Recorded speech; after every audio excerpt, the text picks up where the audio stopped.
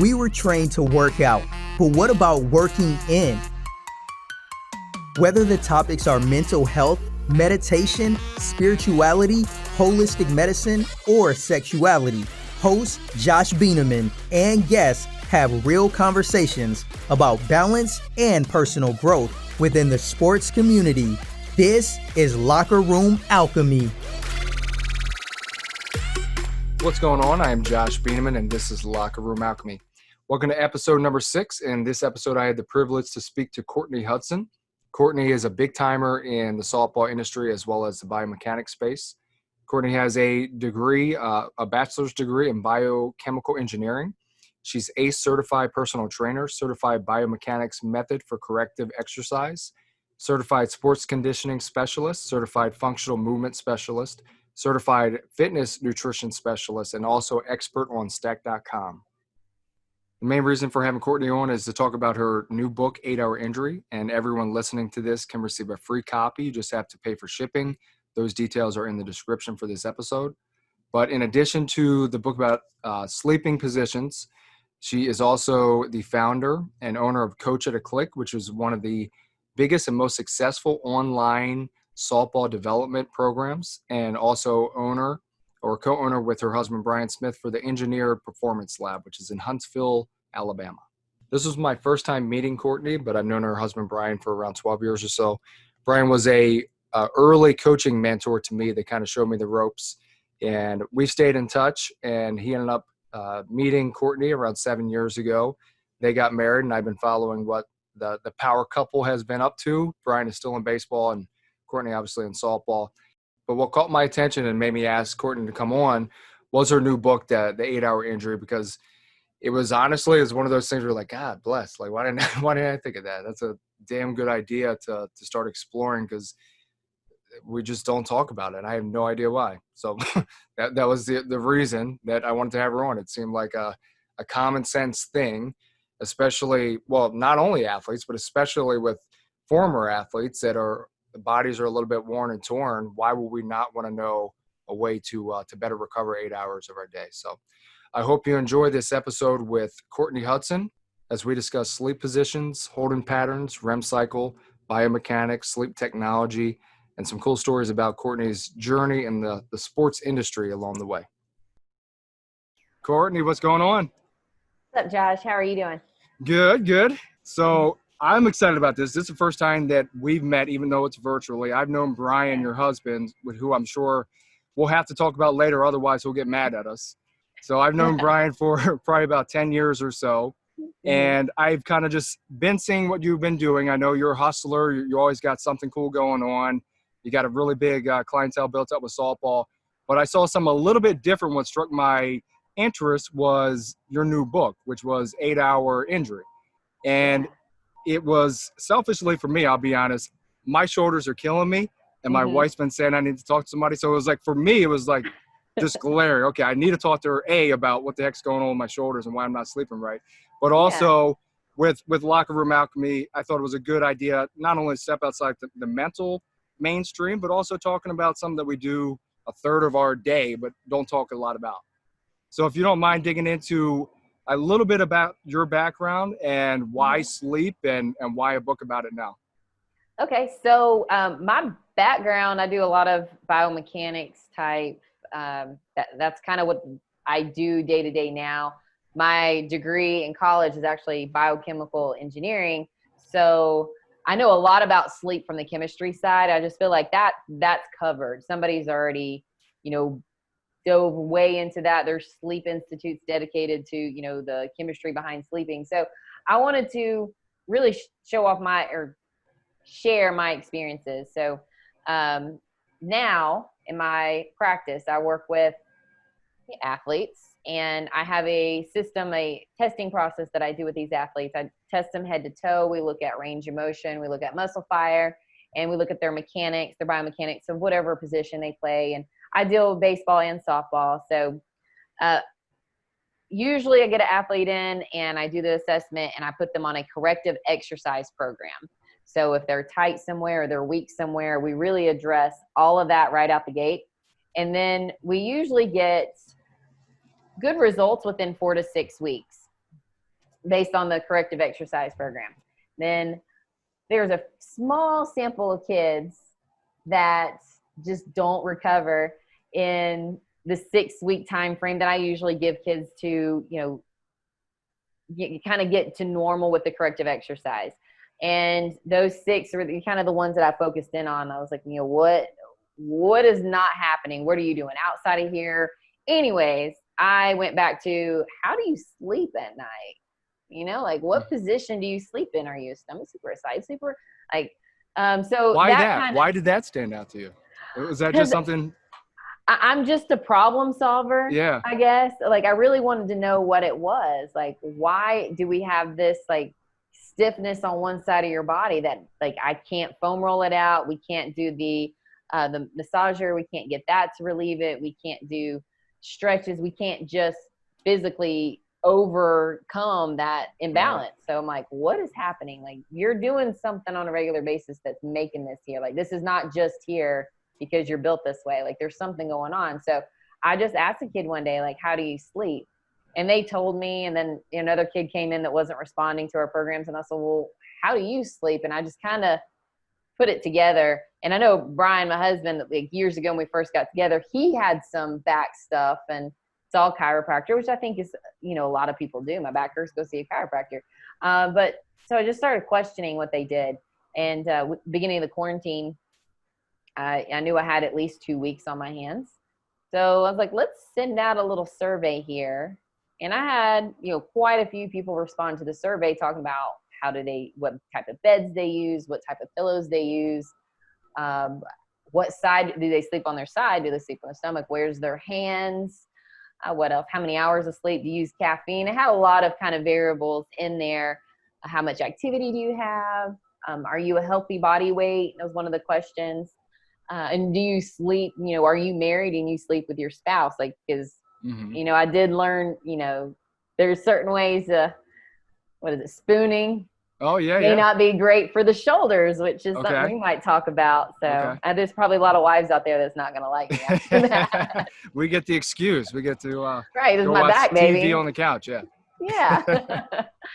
So I sent out the survey, and I got a pretty quick response. And so I was able to just kind of connect the dots there. And I don't think anything's super groundbreaking. I think everything makes sense. It may just not have been presented as, sleeping is affecting your athletic performance, right, or just your general day-to-day life. So I think you messed up. Yeah. Yeah, I think it's so interesting. When I think of sleep, or at least when we were told as athletes, it was generally the old 8 hours, but also like the alcohol, which I get completely. Drinking the day before a game, it can limit you going into REM cycle and stuff like that. So as a college athlete, professional athlete, they try to explain it and cross their fingers that you're going to listen. Yeah. Some do, some don't. But never once did we get into the physical side of it. And it's funny, like once you start digging into it, because you have $1 million arms with some of these clubs in the minor leagues sleeping on crappy hotel beds or in somebody's basement as a host family. God bless them. Is there anyone else talking about this? And I'm asking because I don't know. You're the first person that I've heard about it. Yeah.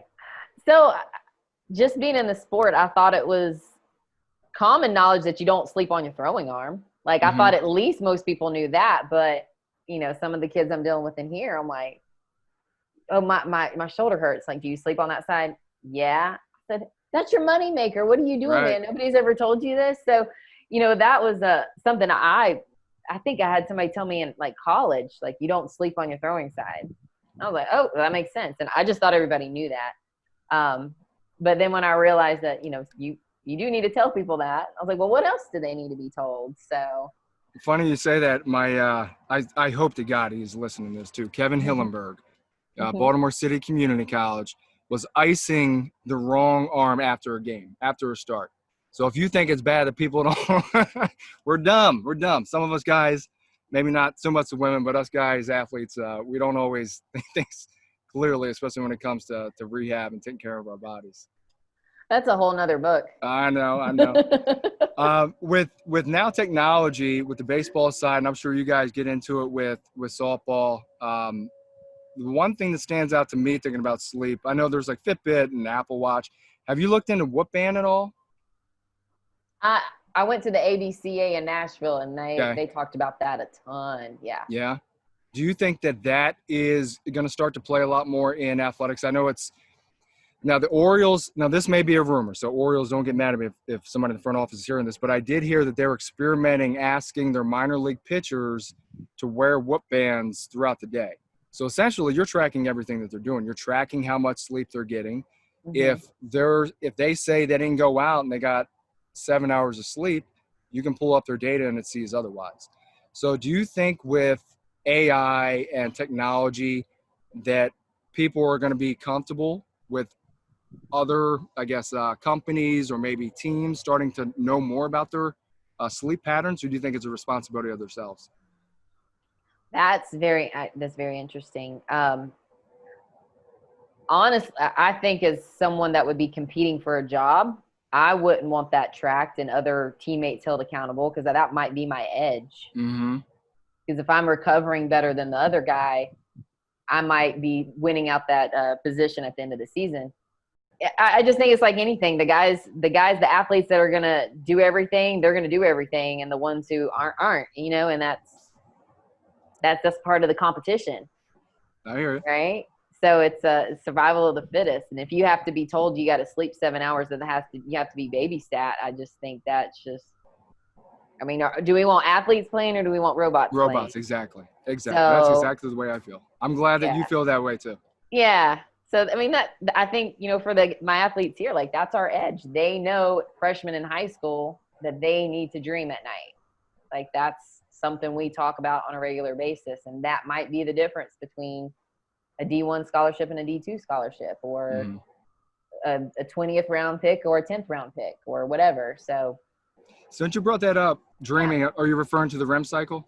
Yes. Would you mind getting into some of the stages, I guess, just briefly, if people are unaware of the REM cycles, and then maybe just a couple nuggets that you found along the way doing your research? Yeah. So the first stage is that real quick dream. Like, you might feel like you're falling or something. That's just kind of that first thing. That's not really the deep sleep dream that we're looking for. That's just kind of step one. Stage 5 is when you have the dreams. And the dreaming part is not so important. Like, we're going to dissect your dreams and find the meanings, like, I really don't care what the dream is. Mm-hmm. But if you dream you're in stage 5, that means you had to go through stage 4. And stage 4 is where the recovery happens. So that's why we ask about dreaming, because I can't say, hey, did you recover last night? Did you hit stage 4? But if you hit REM, if you had the dream, then you went to stage 5. Is there a standard time that from falling asleep from stage 1 to stage 4, that cycle? I want to say it's like 2 to 3 hours in. I think it varies from person to person. And you cycle through it. So you're going to hit it multiple times through the night. So it's about a 2 to 3 hour to get into that, the 5th stage. The men and women, did you notice any, I guess, stark differences about sleeping patterns or even just thoughts about sleep? I think the women tend to sleep a little longer than the men. That on just the sample that I did. I think the women had more pillows. Sounds about right. They had more pillows, and that was really it. And sleeping a little bit longer was really just a small difference. It was a very small. I don't think I even put it in the book. It was so small. It's like, if I did 1,000 more people, I may still have the same, close to 50%. Yeah. What was the other one? Now, younger athletes. I did find this, since most of my clientele is that younger age group. Around 15 years old for female athletes, that's when the joints kind of tighten up and the hormones are there where they build muscle. So until then, they're just real loose. Like, the joints are just loose from like 11 to 15 years old to help before they're growing. So when the bones grow, the ligaments can stretch and not get injured from the actual growth itself. So girls started to see more pain early because their joints tightened up a little bit sooner than the guys. And I think it was like an 8-month difference between the guys and the girls on average. So that was really the only significant difference between males and females. And it was that, right when puberty. Mm-hmm.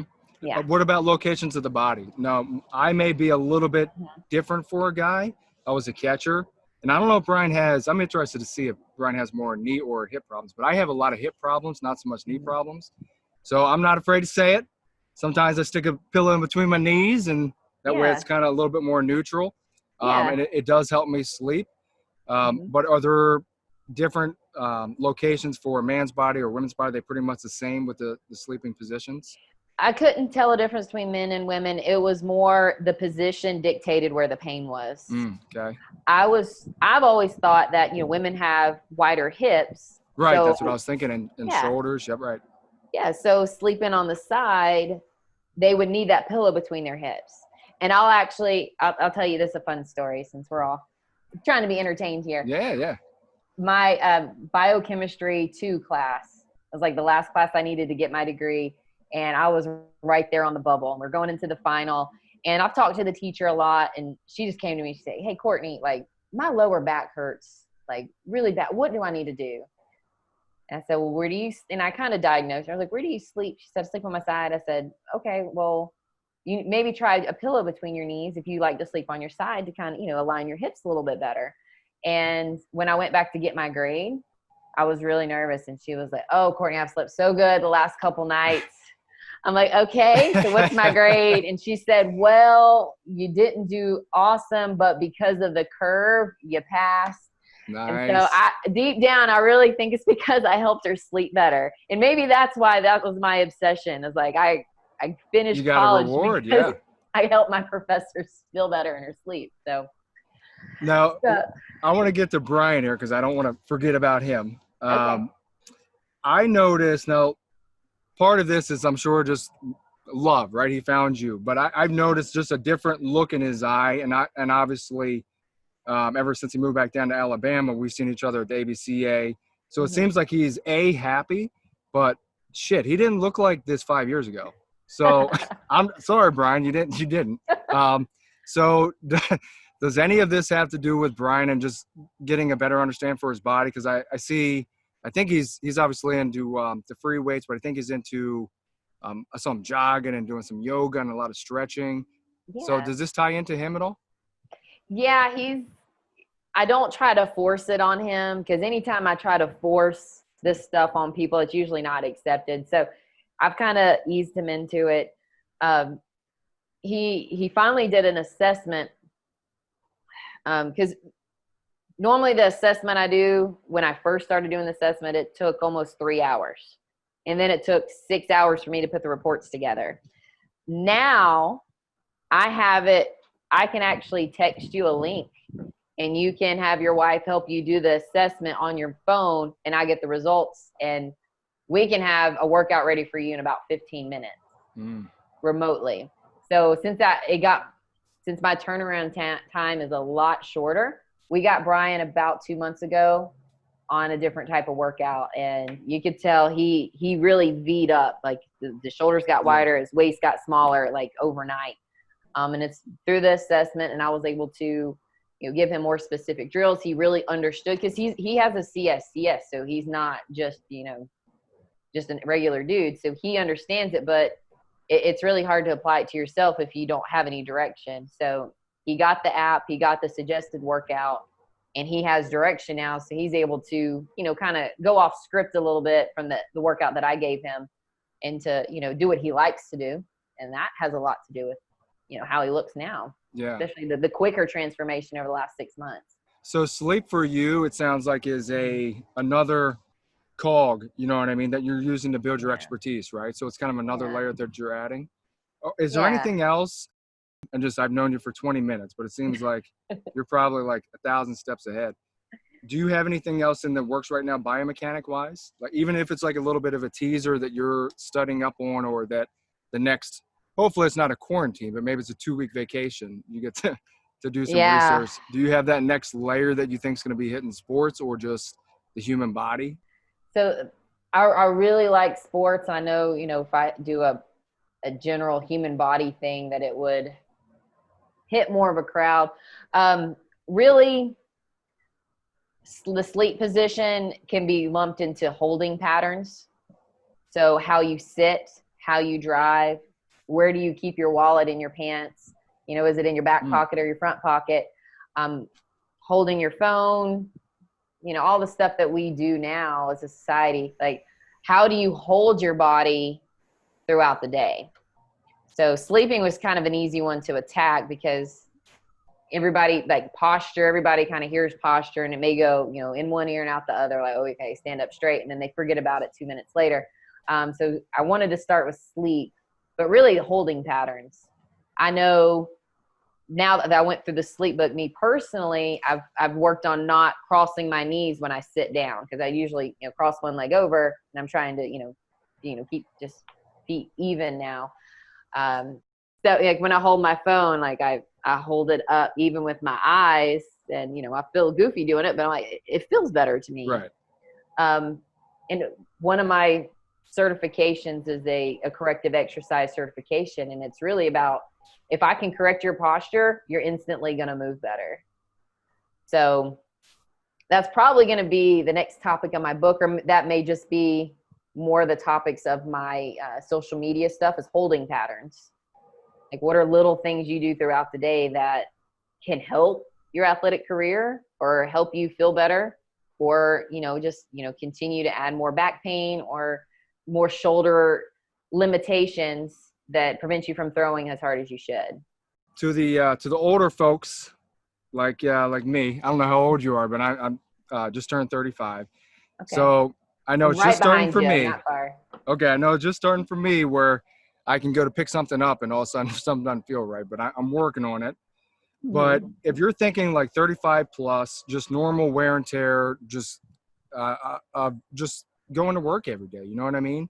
Where we don't necessarily have the time to make sure that we're working out 4 or 5 days a week. What can a quote unquote average Joe or a normal mom do to maybe prevent some of the backaches? You know what I mean? Prevent some of the hip shoulders. Maybe they don't have time to go all in right now, where some easy workarounds, either sleeping position, or like you're talking about holding patterns, where it's not too crazy for them to bite off. Yeah. I mean, I think the holding patterns would really be the easiest thing, because it's really just pay attention. There's no extra time involved. Just be mindful. But the app that I have that does the assessment, there's a general pop button. Like, I just want to feel better. It's not an athlete, so we may not be too concerned with your shoulder internal rotation if you're not a baseball player. But if you just want to know where your weaknesses are, where are you tight, where are you, what muscles need to be stronger, like the assessment that I can send to your phone and you can do through the app, like that can be done for everybody. And that's is that part of Coach at a Click? Is that a function of it? It is. So my facility is called Engineered Performance Lab, and that's what it's going to be branded under, is like the engineered at home. I'm working on getting it white labeled, so it'll be me, my brand, and everything you see. So hopefully we'll have that done in the next couple weeks. I wanted to have it done right when the book came out, but I don't know how to develop code and stuff yet. I gotta rely on my team to get that done for me. So now, with Coach at a Click, I've done a little bit of research. I've seen what you were doing, but if you don't mind just giving a little bit of a background on what that is, because I've seen a lot of people attempt coaching online, especially before quarantine, it was damn tough. I'll be honest with you. Right. I mean, people didn't get it. So what is it that you were able to, I guess, strike the market early and still pull it off? All right. Well, my original goal with Coach at a Click stemmed from my career when I was playing. So when I wanted to learn how to pitch, in the area I grew up, there wasn't a pitching coach down the street, and honestly, everything I did, we were slow pitch softball until I was 10, and 10 was the first year you could do fast pitch. So there really wasn't like even a high school girl I could go to and say, hey, teach me how to fast pitch. Like, everybody, usually has access to a high school athlete right now. So for me to get a good coach, we would have to drive 2 hours, and it was an older guy, and he was like 6'6". Probably wasn't, but he was just like this bear of a man. He was very sweet, but he's just huge. The three of us would go into his backyard and pitch into a barn, and it was just not comfortable for a 10-year-old to go and do that, and to drive 2 hours for me to be like nervous the whole time. I told my mom I didn't want to do it. So of course the internet wasn't really flowing when I was 10. So my mom found some books, and I read the books, and I would pitch up this hill in my yard. And my dad caught me doing that one day when he came home from work, and thought it was the saddest thing ever, because I would pitch up the hill and hope the ball rolled back down. And if it didn't, I had her sprint up the hill and get the ball so I could pitch the next pitch. So, that built a lot of character. So I had a book that taught me for most of it. And then one of the dads of a high school pitcher that helped his granddaughter it was his granddad. He helped his granddaughter get through pitching, and then he kind of hung around the high school team and helped, the other pitchers. So he gave me some guidance, but I never had any formal coaching. So when I got to college, the girls in South Alabama that I was competing against, they had coaching. Like, they were getting coached, and I didn't. So I couldn't. I was glad to get 4 innings my freshman year, and work my way up to, some real innings my junior year, just to have a freshman come in and just take them away, because they just had the experience, And I wasn't bitter about it. I didn't really understand it, I guess, until later on. I was just like, these girls play 60 games a year. I play 20. Like, they should be better than me. If they're not, then what's wrong with them? They wouldn't be on this team with me. So that's when I decided that, I felt like I was a good athlete. I just didn't have access to coaching. If I had the coaching they had, I would have their pitching time. So I was like, you know what? I'm going to be an online coach, because there's girls like me who do have the drive and the talent, and they're just, doing whatever they think, just nobody's really guiding them, and they're just doing the best they can. And they may be good for their area, but they're not good for the girls they're really competing against for college scholarships. So that's why I wanted to do that. So the idea was click, here's your coach, just a coach out of click. That's where the name came from. And now it's still evolving. It's, talent is evenly distributed, and but opportunity is not. That's like my tagline is there's talented players everywhere. And another thing too, on the price, like, I know my in-person prices are more than my online prices, because I can help you at 5 o'clock in the morning when my kids are asleep. I can make you a better pitcher, and then I get my kids up and we have breakfast and we have a great day. Otherwise, I'd have to be at the facility. And again, as a mom, I can't work with people when my kids are at school, because they're at school too. So my kids would get out of school, and then I'd have to go to work. I'd never see them. So that was me kind of planning ahead. Like, I wanted to build this. I wanted to make it successful. I wanted my online lessons to be just as good as my in-person lessons, but the rates would be, cheaper than the high school girl down the street. But the results are like you're going to a professional coach on a weekly basis. Do you feel like the bubble's about to burst, as far as the old school way that you have to rely on the guru, you have to rely on making this team, making this club, you know what I mean? Where there was, at least when I was playing, I always felt like in my town, there were like 3 or 4 gateways to the next level. And if you weren't fortunate enough to make it in one of those gateways, then you were SOL. But now there's just so much information, like you're saying. And I really feel like now with the coronavirus, 2 or 3 months where, a lot of people just got laid flat on their face and had to figure a lot of things out. I think a lot of people found strength that they're pretty damn tough themselves. You know what I mean? And with the right resources, they may not need to make that club or that team to get out of wherever they're trying to get out to, or to get to that college, or to make it to that profession, So I feel like the bubble is going to burst. Do you feel like, or at least there's going to be a shift where there's going to be more independence and more freedom for players to kind of figure things out themselves? I think so, but I still feel like there's one common, there's going to be a really important piece moving forward, and that this is not a plug at all, but this is the Rapsodo. Mm-hmm. Like coaches are asking for Rapsodo data. They don't want your Diamond Kinetics or, I'm sorry. I'm sure a it's a great Rapsodo product. guy. I'm glad you said Okay, Rapsodo because I'm a Rapsodo guy. But I have D1 baseball and softball coaches say, what's the Rapsodo numbers? So yeah, I think there's a ton of athletes. Like there's some great accounts that I follow to make sure that I'm helping my baseball pitchers, because I pitched softball forever, but there's a lot of overlap, but there's still not. All right, so there's a lot of great accounts out there that can make you better, but you still have to have Rapsodo numbers. So you still have to go to a facility, or you still have to be on a team, or you have to go to that showcase camp to get those readings. So it's going to be different, but it's still going to be there's still an avenue you have to go through to get to that level. Now, as a parent, and my daughter is getting more active, and I know I'm going to have to start running some big checks here soon. How do you sniff through the bullshit, basically? If you're a parent and maybe you play, but obviously since we play, things have changed a lot. So now we're talking about biomechanics, and it's not Coach Tim talking about your elbow above your shoulder. Like you spent your life dedicating to knowing what that is, right? So you've done the work. People are dedicating their lives to different niche segments of the of sports that have never been done before. So there's so much information.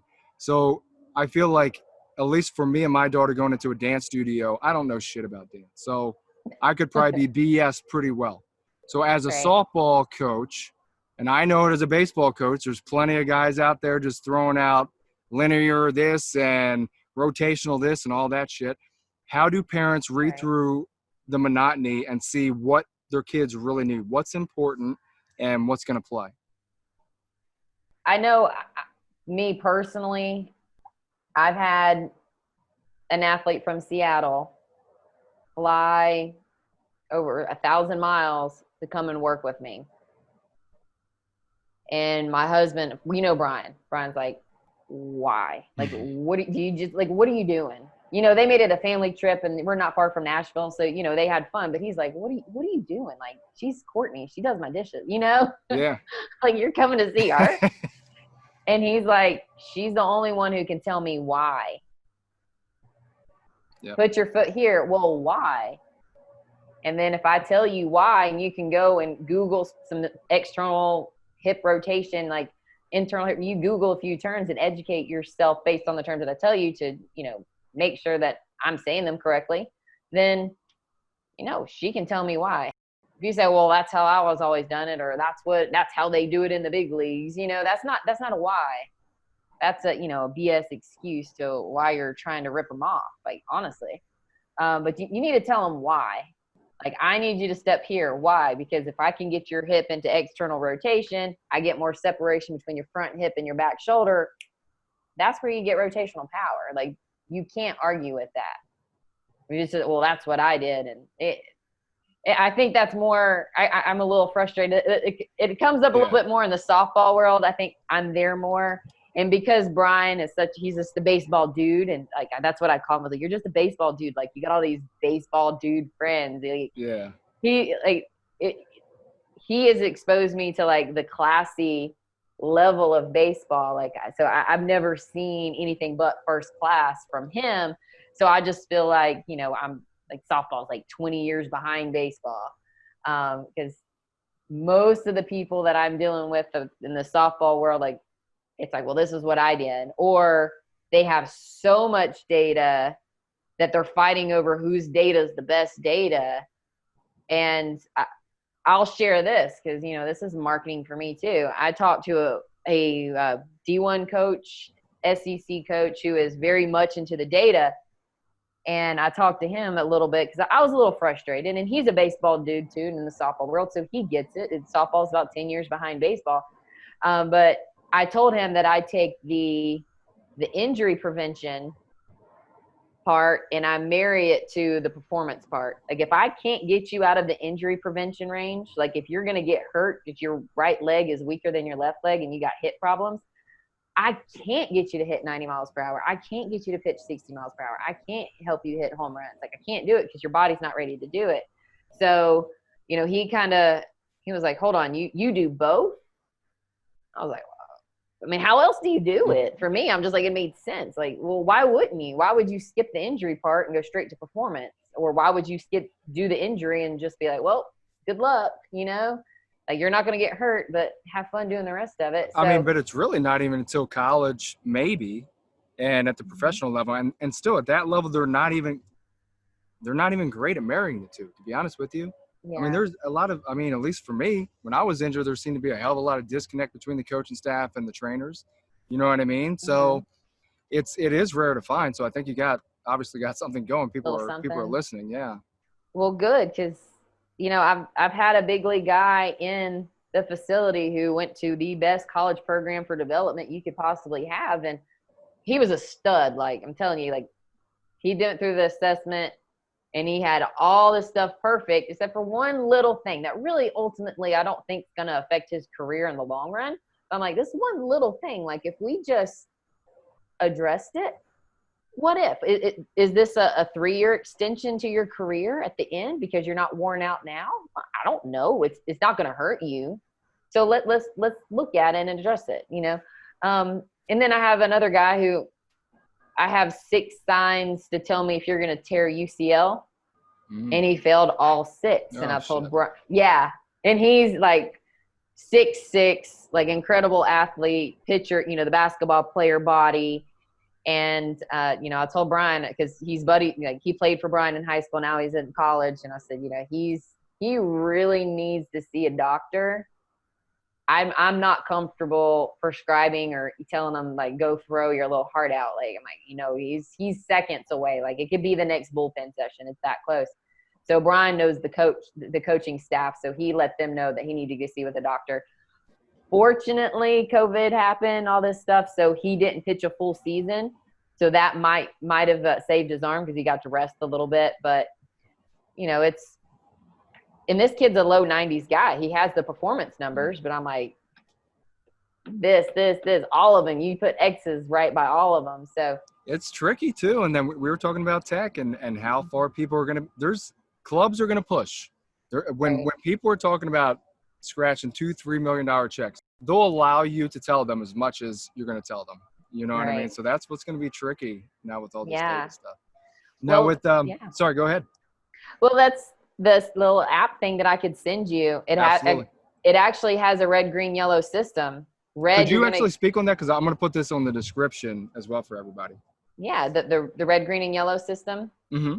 Yeah, so once you get your assessment, you're going to have some numbers that are red. You're going to have some green numbers. You're going to have some yellow numbers. So red is obviously you're in the injury range. Like you are going to hurt this body part if we don't address it. And that's where the first exercises are going to address is whatever's in the red. Your yellow is kind of that no man's land. Like you're not really going to get hurt, but you're not really special yet. Like you're just right here. Like you're going to be a good high school player. You might make a college roster, but you're just going to be good and you're going to have a fine career. So there's nothing wrong with that. I'm trying to get everybody in the green, or at least the people that pay me. I want them to be in the green because that's the performance range that we check the power output on their vertical jump, not just how high, but how much power are they producing. That's because it's a power sport. You can't produce power. You're not going to make it to the top. You may make it part of the way, but you're not going to make it to the top. So, you know, I've been able to kind of marry the two there, and the app simplified it to red, green, yellow. Like I don't have to explain like this number means you're going to get hurt. And the original assessment that I made, and I have a pretty good memory, especially the things I like. Like I knew that this range to this range is what, if you went to a physical therapist, they would say you have to be able to bend or straighten out this many degrees before we release you from physical therapy. So I've just memorized those numbers. And then there's like the too much range of motion. So if you're over here, well, you're going to get injured again because you're too loose. All right, I got a Brian question, or and Brian question now. Okay. So again, tracking back to you and Brian met, and for the people that do not know Brian, awesome guy, baseball coach, football guy, right, in high school. His dad wouldn't let him play football because of his baseball career. Oh, okay. He was a catcher though, so that's why he's real built. Yeah. So he's been coaching all the way through, coached, I believe, at every single level in college. I know because he told me that was quite an accomplishment at a young age, and has ran a couple of travel programs. So you guys met or married 5-6 years? Is that correct? We're married about 5 years. We met almost 7 years ago. Okay. And both of you guys, because I did my homework, both of you guys seem to catapult at the same time. So dare I say, baseball, softball power couple. Pitcher catcher. Okay, nice combo. Yes, it gets deeper. What was it that, I guess, lit the spark for both of you guys? I'm sure both of you guys had good stuff going on and stuff inside your minds, but it seemed like both of your businesses really caught fire when you guys, I guess, tied the knot. What was it? I think it's that we both are very passionate about it. Like, one of the first real deep conversations Brian and I had was, what is your long-term goals? And he said he wanted to coach baseball and have a family. And every decision he's made has been working towards that. So he definitely knows when to push me in certain directions, because I like to get distracted, especially at the beginning. Like, oh, this person had a cool idea, I'm going to chase this. Like, no, he brings me back, and he's like, no, this is what you're good at. This is what you need to focus on. This is what you need to do. And just, supported me when it was not my crazy ideas, because I got a lot of crazy ideas, but when it wasn't so off the wall, he'd push. So, the biggest jump off for me was the mentor that I got. I knew this guy. He's an incredible exercise physiologist. He's worked with Duke basketball. He was actually brought to Huntsville to help astronauts train in zero gravity. Like, so he's that guy, and he's done everything else in between. So Brian was actually supposed to do the mentorship and the internship with him and study under him, because he was about to retire, and he just wanted to brain dump on somebody.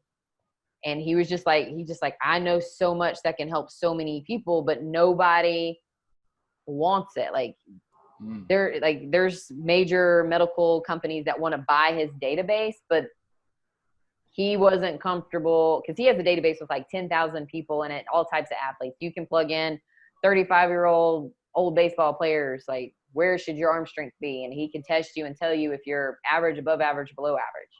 Like, he has this massive database. So he was going to sell database, but he wasn't going to sell what the database could really do for people. That's the wisdom, right? The wisdom versus knowledge of it. Yeah.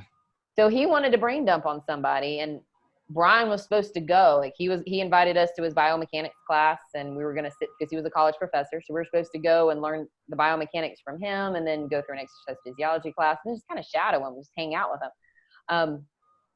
The morning or the night before, Brian said, you need to go. This needs to be you. So I showed up in class, and he's like, Courtney, tell everybody what you're doing here. I said, I'm just here to learn. I just want to know everything you know. Yeah. So that was a big tipping point, because Brian could do it. He has CSCS, but he really excels on the field. If he sees, your first step, and he's, you're not moving. I can't even like repeat the stuff. He's an awareness guy for sure. Yes. He can sit there and talk to 6 people about nonsense and still know every freaking thing that just happened on the field. Right. Yeah. Right. And I'm a pitcher. I'm like, I'm looking at my catcher.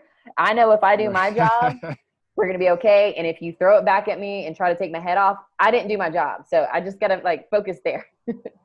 So that's where we make a great team, because he sees the whole field behind me. I can only see him. Yeah.